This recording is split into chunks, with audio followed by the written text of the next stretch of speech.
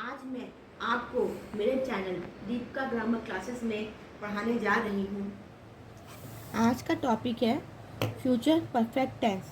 इससे पहले मैंने future indefinite tense, future continuous tense और पास्ट परफेक्ट के हर पार्ट के अलग अलग वीडियो बनाए हैं।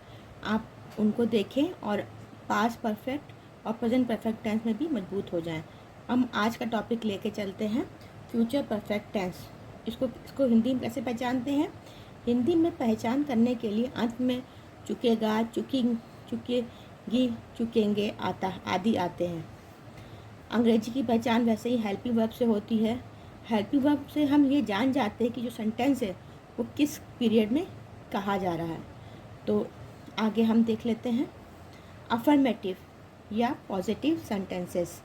पॉजिटिव सेंटेंसेस वो होते हैं जिनमें हम क्वेश्चन वर्ड और नॉट नेगेटिव नहीं होता है, तो अफर्मेटिव और पॉजिटिव सेंटेंसेस इसको कहा जाता है।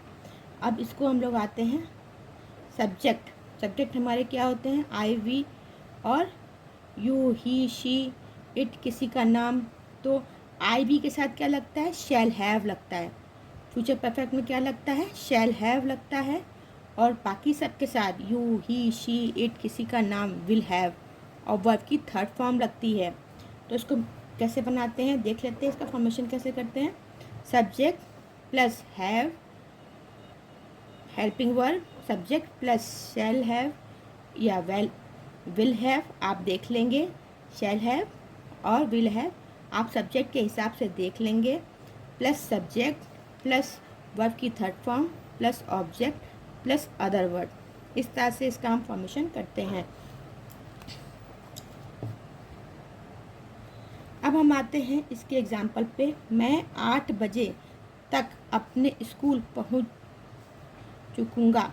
मैं 8 बजे तक अपने स्कूल पहुंच चुकूंगा। तो इसको कैसे करेंगे? आई शैल हैव, क्या होगा?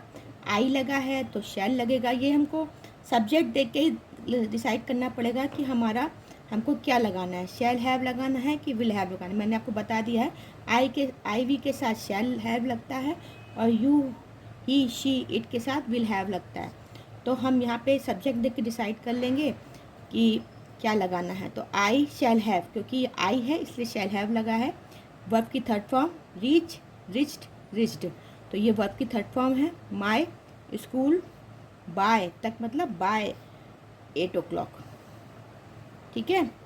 अब आते हैं हम इसके निगेटिव में। मैं आपको इसका विल का एग्जांपल नहीं दे रही हूँ क्योंकि बिल्कुल सेम होता है। मैंने बता दिया कि आपको कहाँ लगेगा, इसलिए हम आगे बढ़ते हैं निगेटिव में। निगेटिव में सेम होता है, बस नॉट लग जाता है। आई वी के साथ शैल नॉट हैव लगता है, शैल नॉट हैव। ऐसे ही you, he, she, it, name के साथ विल नॉट हैव लगता है और वर्ब की थर्ड फॉर्म लगेगी। तो हम लोग अब देख लेते हैं सब्जेक्ट प्लस हेल्पिंग वर्ब हमारे प्लस वर्ब की थर्ड फॉर्म लगेगी plus object plus other word. अब इसको हम देख लेते हैं एग्जाम्पल। वह शाम तक स्कूल नहीं पहुंच चुकेगा। तो he will not have reach the school by the evening तक, मतलब बाय द इवनिंग। अब आते हैं हम लोग इसके इंटरोगेटिव देख लेते हैं। इंटरोगेटिव बनाने के लिए हमें क्या होता है, इसमें 3 तरह से इंटरोगेटिव होते हैं। कभी कभी क्या शब्द वाक्य के पहले आता है, कभी क्या शब्द वाक्य के बीच में आता है, कभी कभी क्या और नहीं वाक्य के बीच में आता है। तो अभी हम देख लेते हैं क्या शब्द जब वाक्य के पहले आता है तो कैसे बनाते हैं। तो हम कैसे बनाते हैं, वही लगेगा विल हैव और शैल हैव, लेकिन कैसे लगेगा वो हम देख लेते हैं। जब क्या शब्द वाक्य पहले आए तो विल और शैल हम डिसाइड कर लेंगे सब्जेक्ट के हिसाब से। उसके बाद subject plus have plus verb की third form plus object plus other word. Okay.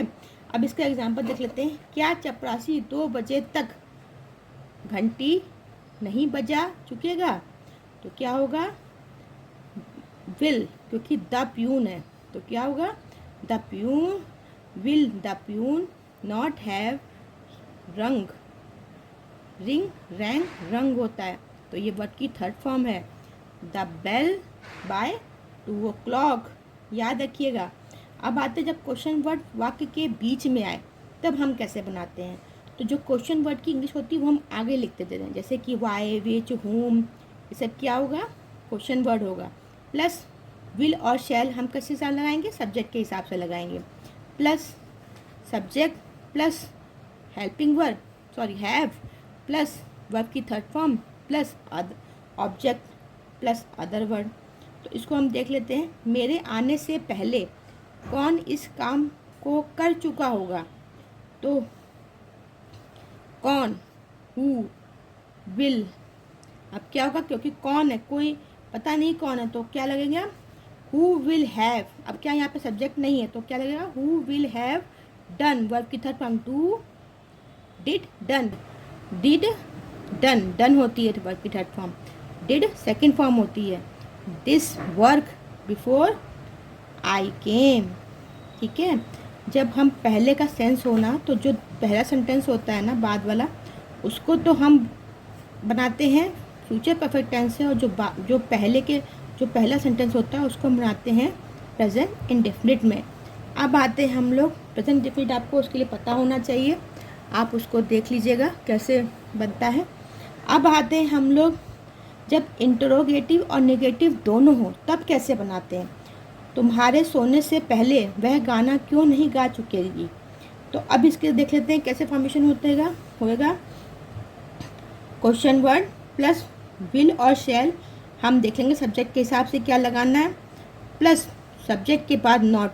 याद रखिएगा, जब कभी भी क्या शब्द आ रहा है तो हम जो नॉट है वो हम क्वेश्चन वर्ड आ रहा है तो जो नॉट है वो सब्जेक्ट के बाद लगेगा, उसके बाद जो उसके अटैच वाली हेल्पिंग वर्ब होगी वो लगेगी। जैसे कि हम यहाँ पे देख लेते हैं क्वेश्चन वर्ड, वही जो बीच में आ रहा है क्यों। ठीक है। उसके बाद प्लस विल और शैल हम सब्जेक्ट के हिसाब से देखेंगे, plus not, have, not subject के बाद लग गया, उसके बाद क्या था, विल हैव था तो हैव यहाँ लग गया, प्लस वर्ब की third form, plus object, plus other word.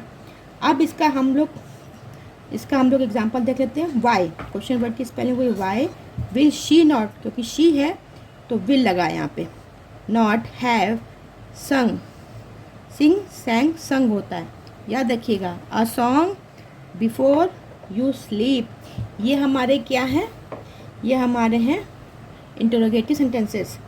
तो अभी ये टॉपिक यहाँ पे ख़त्म हो गया, लेकिन आपको कोई भी डाउट होना तो आप प्लीज़ मुझे कमेंट कीजिए, मैं आपको सोल्यूशन दूँगी। और मैंने इसका होमवर्क और सोल्यूशन साथ में दिया है। Thank you.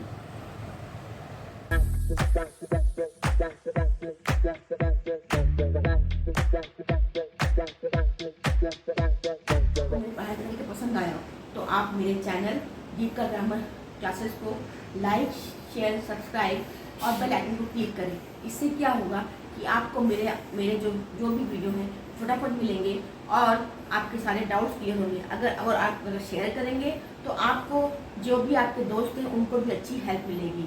Thank you.